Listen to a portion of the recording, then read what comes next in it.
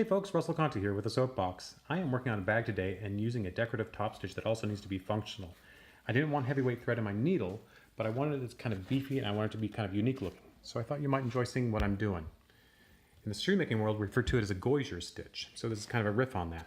What you're going to do is put good quality polyester in your needle, set your machine for needle down.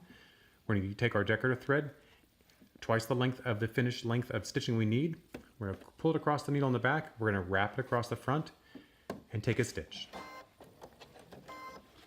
Take our next stitch by wrapping the needle in front first and doing it one more time. So all we're doing is weaving this thread back and forth across that needle. Pretty cool, huh? Takes a little bit more time, but I think the end result is perfectly worth it.